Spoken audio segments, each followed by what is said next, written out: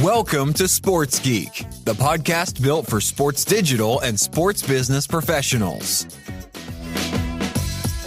And now, here's your host who is constantly learning and growing as a sports geek, Sean Callanan.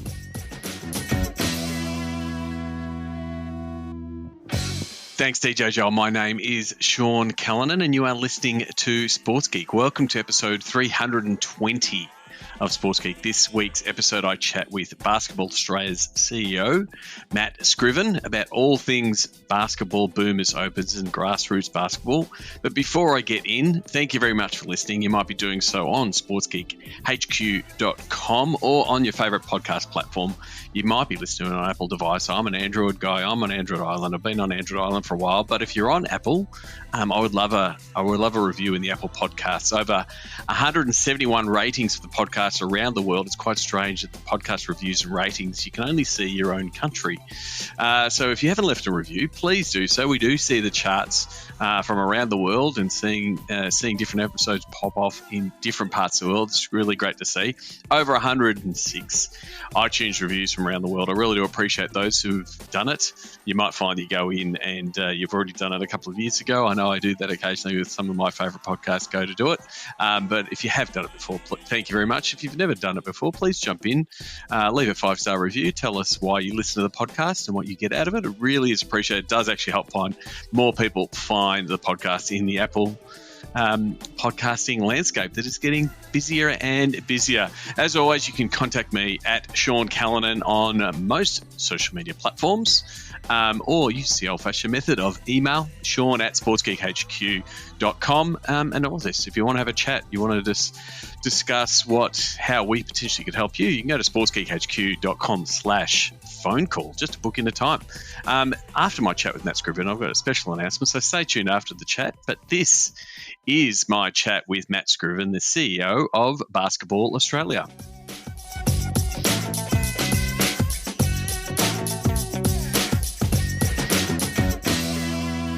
Very happy to welcome the CEO of Basketball Australia, Matt Scriven, to the podcast. Welcome to the podcast, Matt. Thanks, Sean. Thanks for having me. As I normally do, sort of try to find out where people started. How did you get your start in the world of sports business? Probably about 20-odd years ago, I think, when I was still sort of hacking around playing CBA or Siebel, whenever it was back in the day, and sort of was finishing my business degree and actually got a bit of part-time work at Knox Basketball where I was playing at the time, and was working in the office there, and from there sort of progressed into marketing at the NBL. So that was probably my first foray into it. So while still playing, was doing a bit of part-time work and uni. Yeah, and so you're sort of that first role in marketing at the NBL in the late 2000s, late 90s, early 2000s, and then you sort of moved away from sport or moved in more into the world of media with several roles at Nine in the world of sales, and then working as head of marketing at Crazy John's. What were some of the things you learned sort of from the media landscape point of view, both at Nine and going all the way to being the MD later in the 2010s? What did you learn in that space from the media side of things working at Nine?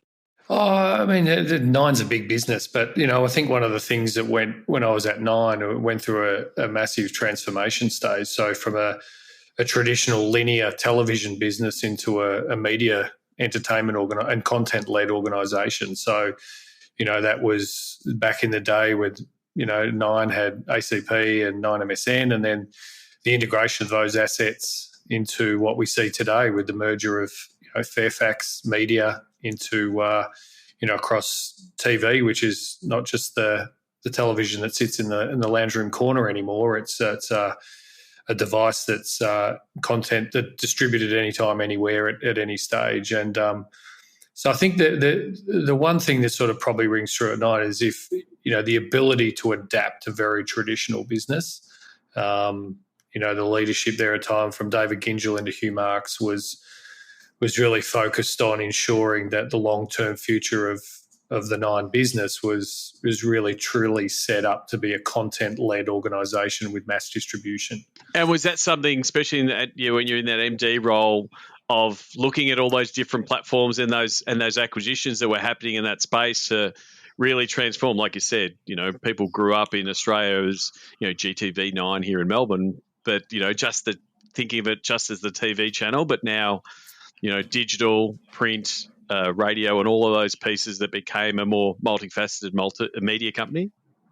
Yeah, I mean, it was mad. If you take Melbourne, just for example, you were putting together at that stage three, pretty big traditional media brands in GTV9, as you mentioned, The Age and 3AW. So television, print, and radio, alongside the digital assets that have been more from 9MSN days. So, the scale, I think the ability to have a fully integrated content platform, but whilst also staying true to the brands that, viewers and readers and listeners like to have. 3AW had such a core audience as well as The Age, as well as Nine. So the ability to stay true to those brands, but also then look at how you drive efficiencies and content right through all the multiple platforms that Nine had at that stage. One thing I did want to ask when I was looking back at your career was, you're a head of marketing at Crazy John's, and Crazy John was known for doing out there things, being a real disruptor in the space, being really early on taking branded content opportunities, whether it be jumping on the block and bidding on houses and those kind of things. What were some of the things sort of jumping from that media side to be representing a brand and trying to get that share of voice that you learned from your time at Crazy John's?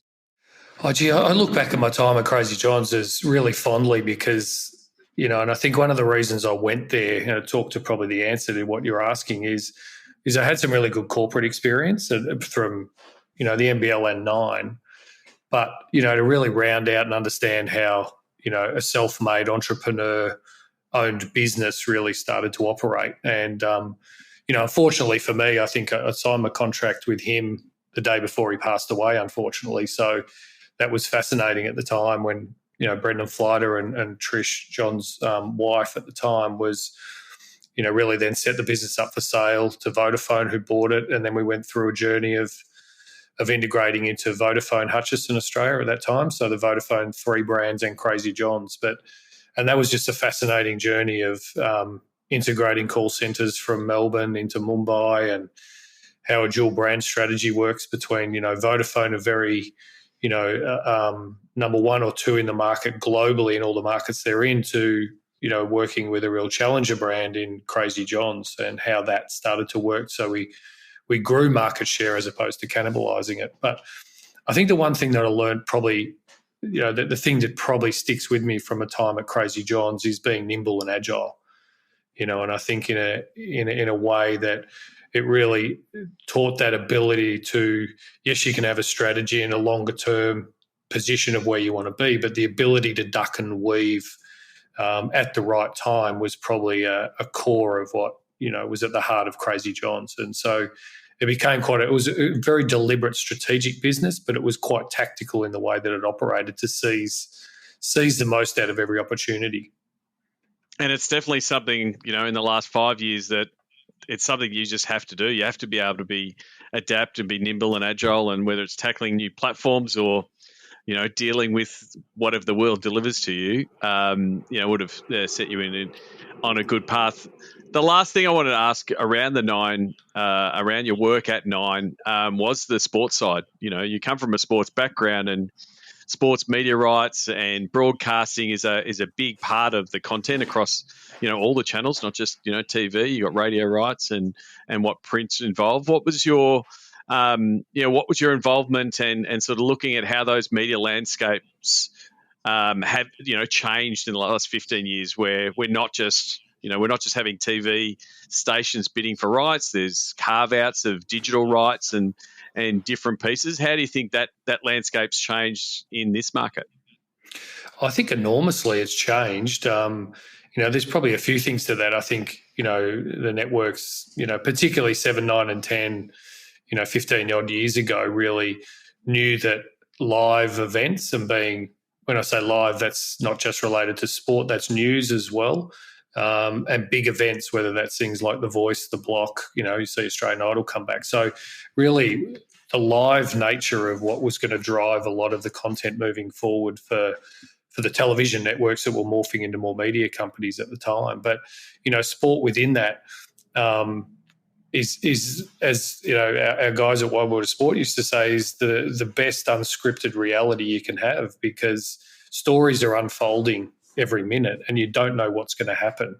And, people are so ingrained in the culture of sport in this country and even globally, particularly in the US, is that, you need to see it live to be a part of the conversation, and then how that's wrapped around from, social content and the way that content's being distributed now. So, having live sporting events was always highly valuable for the networks, and even more so today as we see, more pressure from, the Googles of the world, Netflix, and the streaming services that are coming through. And then you throw in, your Twitters and Facebooks now bidding for multiple sports rights. So I think from a network point of view, from a television, it's even more valuable now than what it ever was.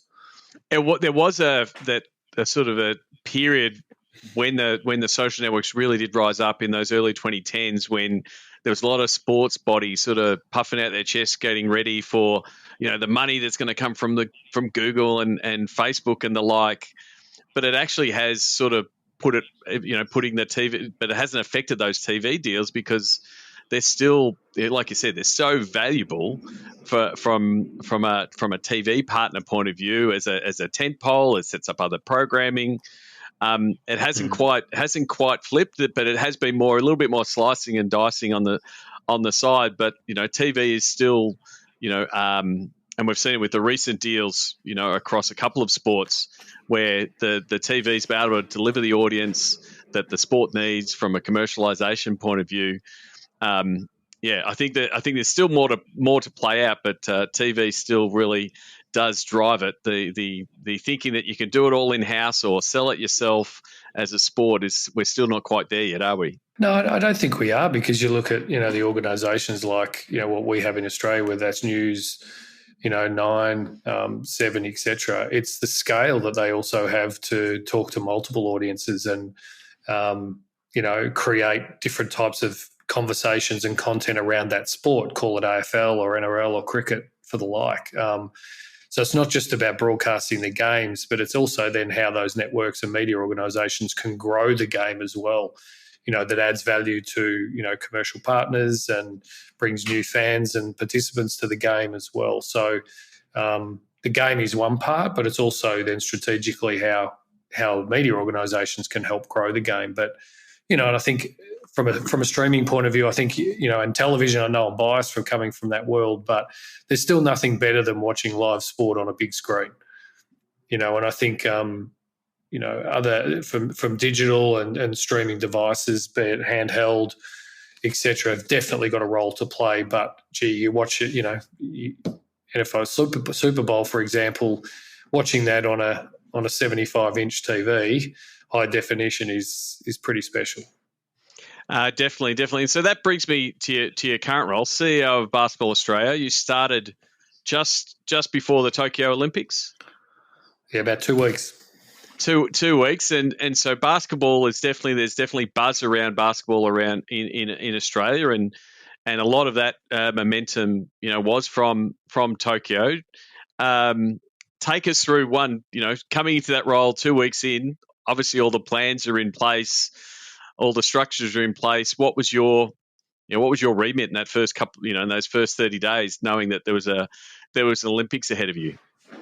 I think the remit and probably opportunity is to capitalise off any success that you do have of those sort of marquee events and benchmark events. And I think, it's great to have an amazing result, which particularly the Boomers did, and then we saw with the women at the Women's World Cup last year. So we've had those moments in our journey over the years, but I don't think strategically we've been set up to capitalise on that momentum and growth. And that goes into things like, for us having Aussie hoops ready front and centre, registrations open when emotions are high around I want to go play basketball, we've got to be able to be there and have that conversation with the mums, the dads, the kids that want to participate. From a also from a merch point of view as well. We probably weren't lined up well enough to be able to capitalise on that at that point, which very much changed that for the Women's World Cup. And, I think the forecasts over that tournament, the merch guys sold out in the first day. So,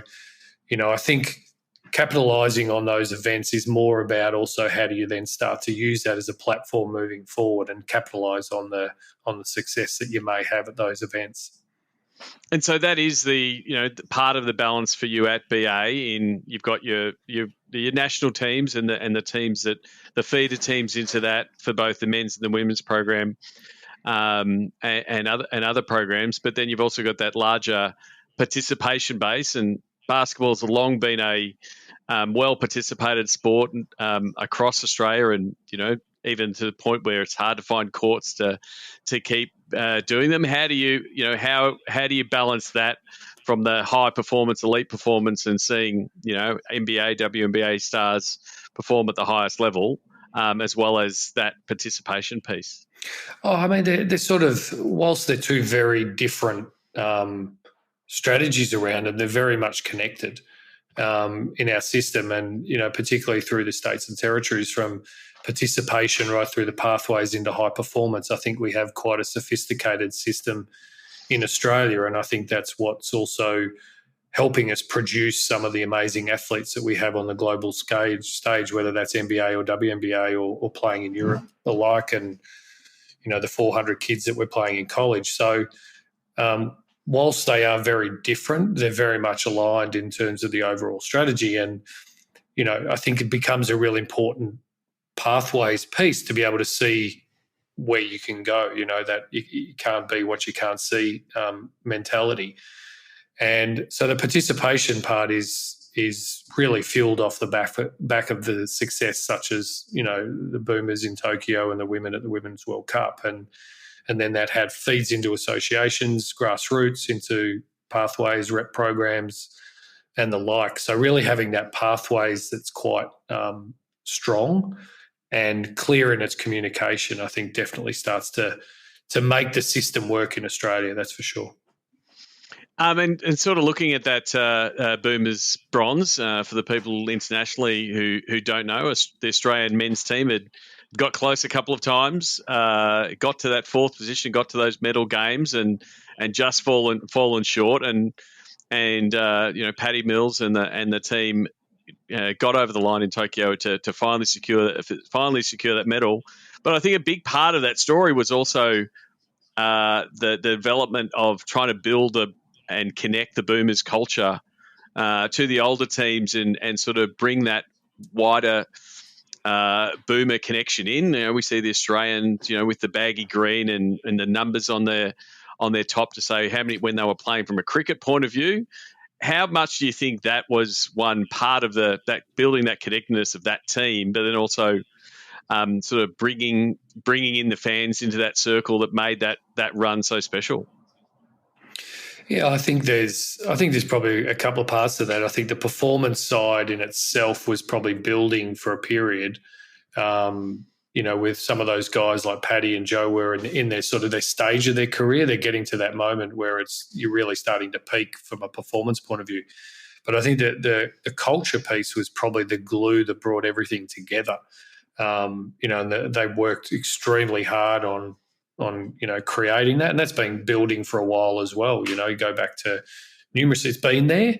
It's always been there, but I think the current group really brought it into becoming much more of a thing, and connecting the past with the present, and that now really transcends just that Olympic and World Championship team. The Boomers now would have 40 odd players that would play for the Boomers through FIBA qualifiers, and it's important that culture doesn't just sit within the world champs and an Olympic team. It actually goes to the whole squad, and that's been a real focus of those guys that have played, your Nick Kays of the world, who have really been responsible for feeding that through, led with Jason Smith now, who's the director of our senior national team. So I think the culture piece becomes, a really important part for us. I think in basketball, we don't do history that well. Yep. Other sports have done that quite well. They've been around for a long time. And I think this is our opportunity to really celebrate our history and use that as the foundation of, each new athlete that goes into either the Boomers or the Opals programs moving forward. One of the things I love, Kenny Lauer, who was at the Golden State Warriors, they had a campaign that they effectively lifted from the locker room, which they were calling strength in numbers, which was, one man in, all man in.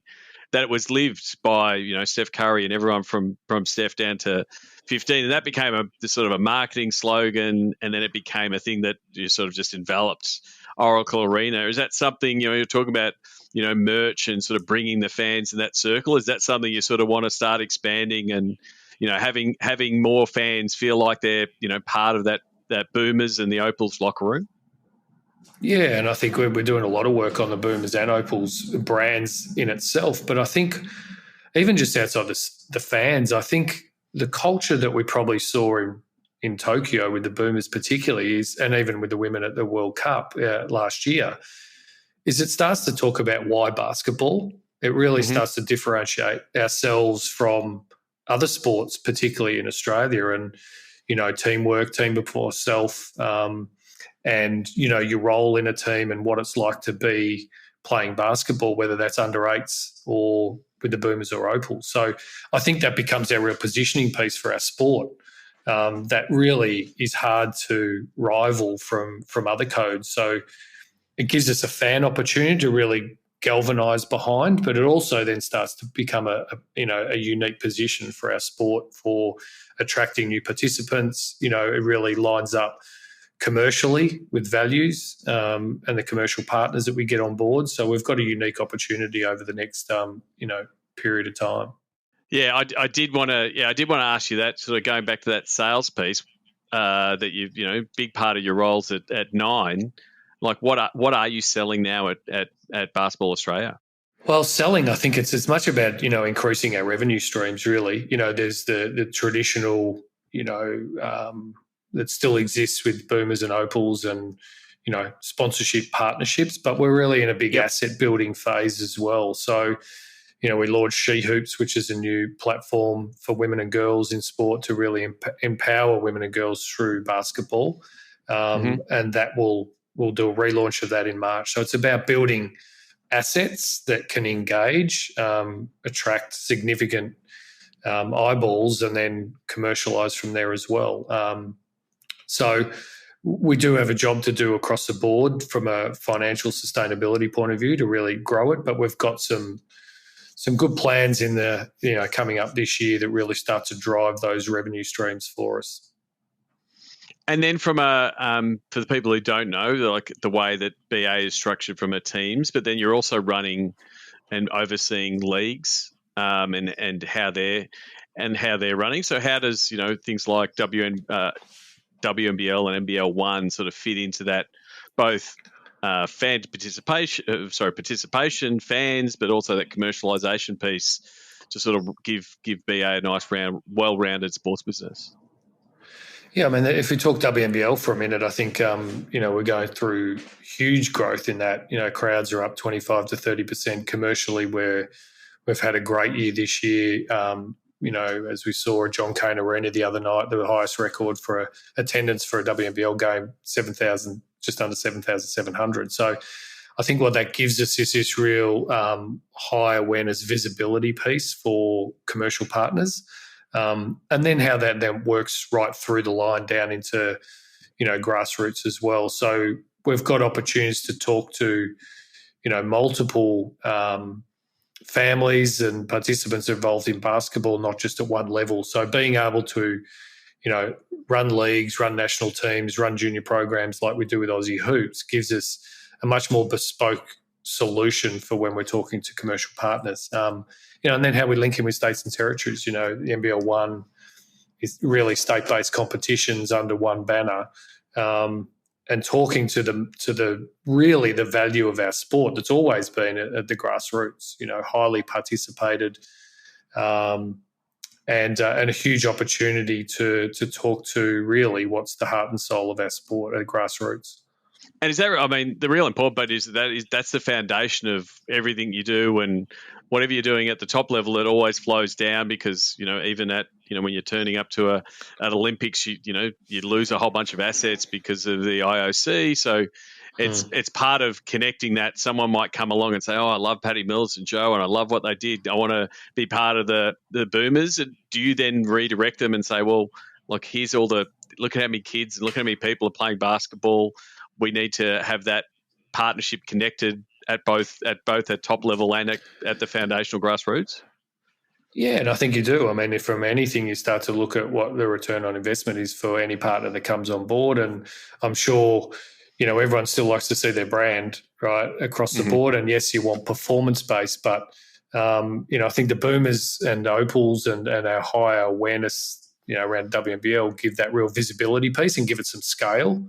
But the real return, when we start to look at the real value beyond, brand awareness, really starts to look at the grassroots. So, and I think, obviously we're also seeing a shift commercially into, partners looking more vertically at sports as opposed to looking at 4 or 5 sports that they might get involved in. So how do they look at I want to be involved in basketball and I'm going to put all my eggs into that sport because I know it goes from top to bottom, and really invest in that sport. And we're seeing that a lot more. So our ability to play in that space is, we're at the front of the queue in those conversations because we can talk top to bottom.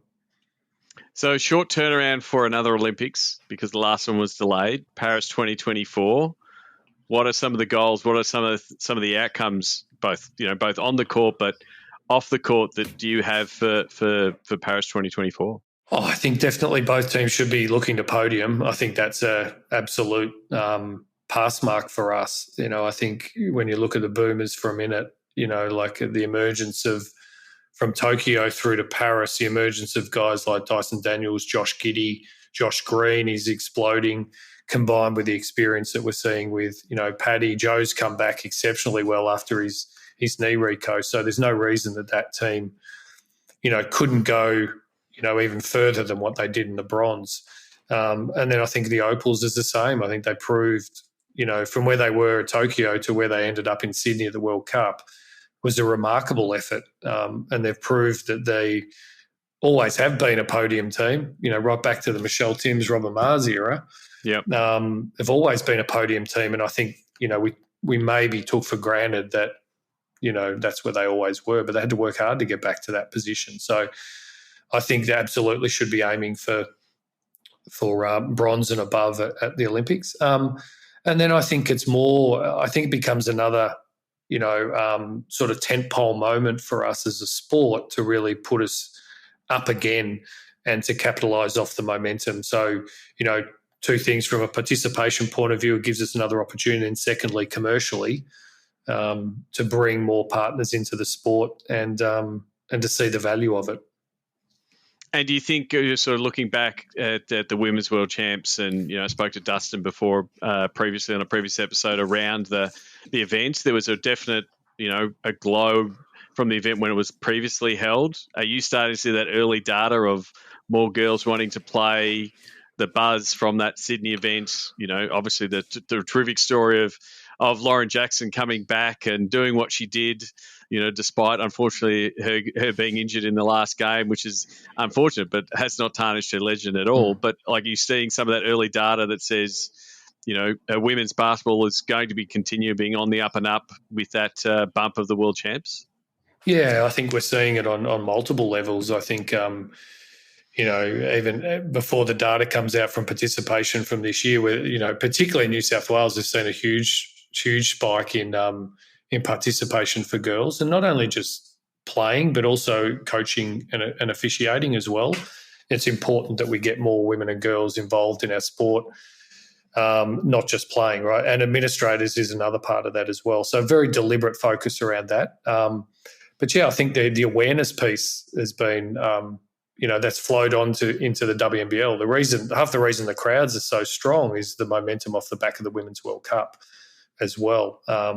All teams are up year on year. So I think that the positive flow-on effect. But if I really, I think that one of the things that we probably have got a really strong opportunity on is the engagement in women's basketball with the fans. Yep. And I think if you watched what happened at the Women's World Cup is, they stayed around, much to Phoebe's, anger. He's stayed around on the court, took photos, signed autographs, and really engaged with the fans. And I think then you see that with the WNBL now.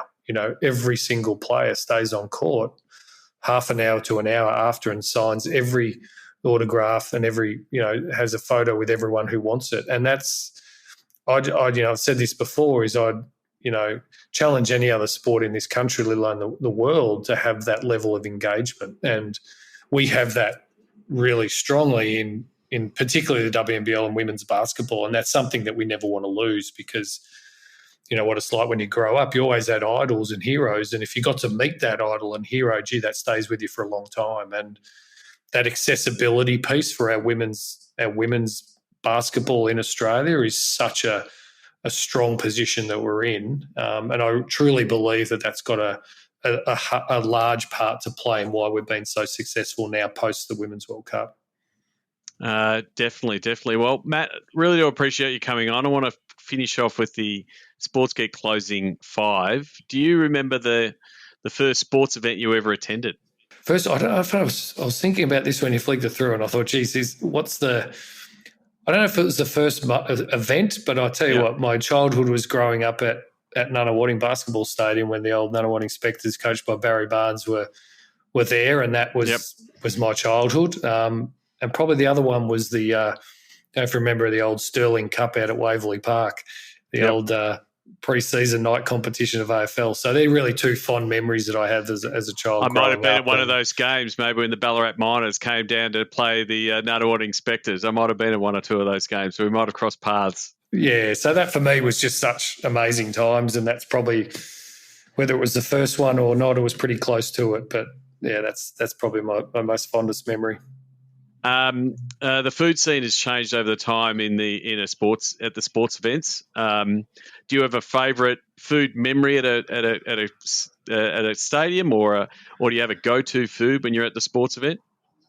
Oh, I don't have a go-to, but once again, I think I love AFL and went to the footy every week out at the Whitten Oval with my dad and my grandfather, and having the 4-20 hot pie drip down your hand is probably the go-to, because it's experience, and it's brings back memories of great times watching the footy. Yeah, definitely. What's the first app you open in the morning? I hate to say it's probably my email at the moment. I think it's pretty busy, and that's probably I'm not sure it's my preferred go-to, but it's probably it's more of a requirement. It's the question. It's what do you go to first? What do you go to? Some people like yourself apologise, and other people go, "No, I'll do this first." But yeah, sometimes that's what it is. Is there someone that the Sports Geek podcast listeners should follow? It might be someone you follow on social, or an author that you've read recently. I don't know, and this is going to sound probably. And you'll sort of say, really? I really think, more people, from a Lauren Jackson point of view, and I say that not because of what we know her as an athlete. More importantly for me, I think she heads up our women in basketball, and I truly believe is as amazing as what she's been on the court. I think one of her biggest legacies is actually going to be what she does off the court, and some of the work that she's doing with She Hoops and women in basketball is extraordinary. So I encourage people to follow her. Probably don't, but more if you do follow her, really take notice of some of the things that she's doing off the court, because it's truly remarkable. Yeah, I mean, like we said, she's a legend of the game and been an ambassador for the sport. And yeah, I agree. Give Lauren a follow for what she's done, but also being a former athlete moving into a career. It's just that Lauren's had a very, very long career. Like, she's still got a lot to achieve in the coming years, in the years to come. And then lastly, what social media platform is your MVP, your go-to platform?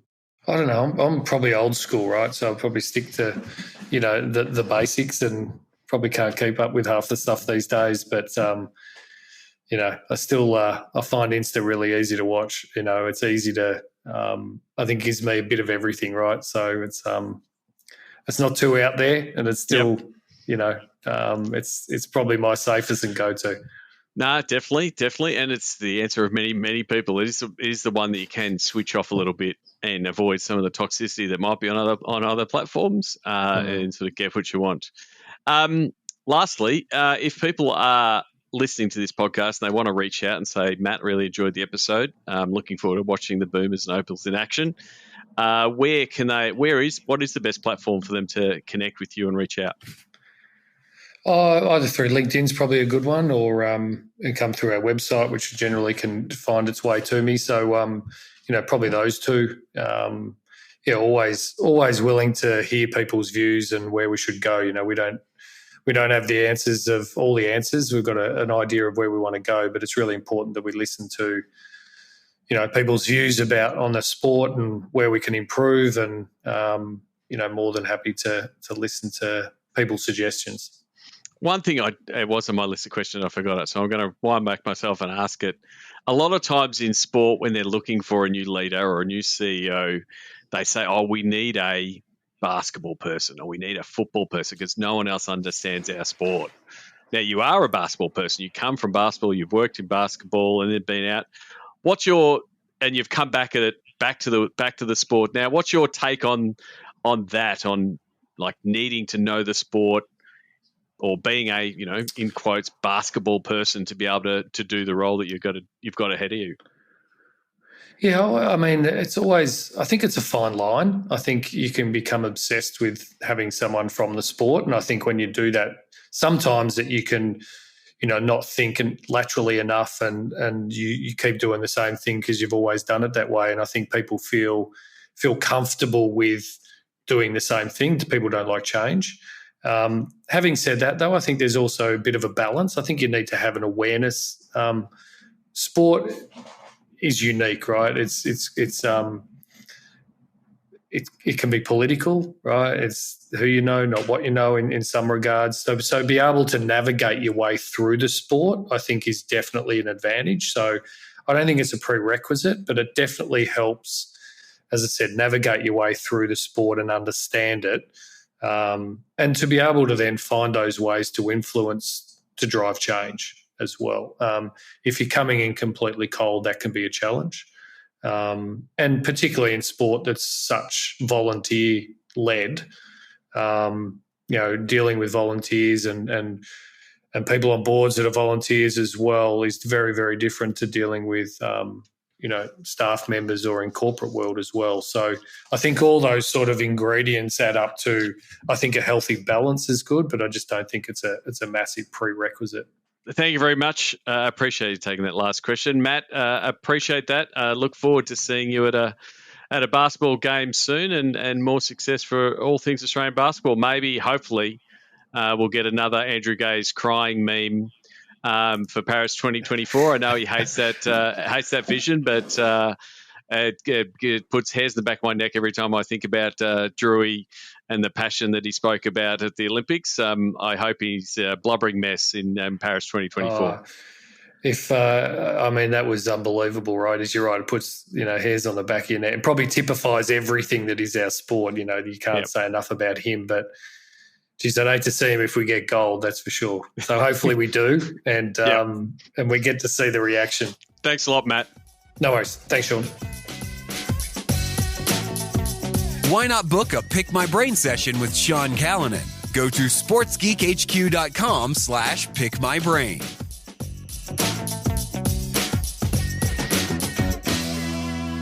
Thanks again to Matt Scriven. Please reach out to him on LinkedIn. If you enjoyed this episode, please tell him why you enjoyed it, and I will share the video of a blubbering Andrew Gaze after the Boomers won the bronze medal in Tokyo, mainly because I know Drewy doesn't like it being shared, but he's a good bloke and an absolute legend of the game, and proud to call him a mate. And so, like we both said, hairs on the back of the neck just even think about Drewy getting teared up about the Boomers' performance. So the link will be in the show note. As always, it is the episode number 320. sportsgeekhq.com/320 is where you'll find it, but you can always go to sportsgeekhq.com. It'll be on the front page because it is the latest episode. did a bit of a teaser before the chat with Matt. Really pleased to say that Seat is coming back in 2023. I'm really pleased for Seat coming back. Seat has been foundational in the success of Sports Geek, in the success of my network, meeting some absolutely smart, creative people across the sports business world. So first of all, a big thank you and a shout out to Christine Stoffel, the founder of Seat, who invited me along to Seat in Los Angeles in 2011, and myself, Shane Harmon, spoke on a panel there, and then being able to attend and speak at and participate and be a partner of Seat over many years in many different cities, Boston, Miami, where I lost my voice, going to Seat London, getting to interview Mike Gadding at the Lord's Long Room, again, one of my career highlights. So first of all, a big thank you, and I'm in complete debt to Christine for what she did in inviting me into the Seat community, and that's what it is. It's communion. And it's great news to see Josh Barney, formerly with Utah Jazz and a Sports Geek alumni. From a podcast point of view, Josh is picking up the baton for Seat in 2023, and it's going to be in Salt Lake City in July. So, one, I'm really looking forward to meeting up with friends that have been part of the Seat community. Like I said, it's for mine, it remains the best conference from a networking and people involved point of view, seeing familiar faces across digital, data, technology, the people who are solving all the problems and the issues around technology and stadiums and fan engagement and data and ticketing. That's where those conversations happen, both on stage with some really great panel discussions and keynotes, but then also those networking events in between, those little hallway chats, and maybe those late night discussions that you might have around a bar at Seat. Some of my fondest memories and fondest discussions have been at those events. So I'd love to see you there. I'm really pleased to be back in the Seat fold. We'll be doing some speaking. I'm also planning a Sports Geek Amplify series with Seat partners, so you'll know the types of tech solutions and partners that'll be involved with the conference in Salt Lake. So if you're interested in getting involved, interested in attending, I can't recommend it highly enough, mainly for the people that are involved and the people that I will be catching up with across multiple pro sports from both the US side of the business, but then also we'll see people coming from Europe and hopefully some from Australia. So if you're interested in getting involved with the Seat Sports Geek Amplify series, please reach out to myself, Sean at sportsgeekhq.com, or reach out to Josh Barney, Josh at seatconference.com, and go to seatconference.com to check out and register. It's going to be a fun event, but like I said before, the networking and the learning and the people you get to meet will be amazing. And for me, for a selfish reason, if you look through my episode archive and my guest archive, a lot of my guests have been people that I've met with and seen speak and been introduced to via the Seat community. And so it's very much like a sports tech family reunion. So I'm really looking forward to seeing a lot of familiar faces, a lot of listeners at Seat in Salt Lake City. So that's it from me. There'll be more updates around being in Utah for Salt Lake Seat over the coming weeks. But please, as always, you can always reach out to me at Sean Callanan on all social media platforms. And until next week, my name is Sean Callanan, and you've been listening to Sports Geek. Don't miss out on the latest news and updates from the sports industry. Sign up for the Sports Geek News email newsletter today and stay informed on the latest trends, insights, and analysis from the world of sports. Sign up at sportsgeekhq.com. Want to help drive more revenue from your digital efforts? Book a time for a call. Go to sportsgeekhq.com/phone call. For more resources, go to sportsgeekhq.com.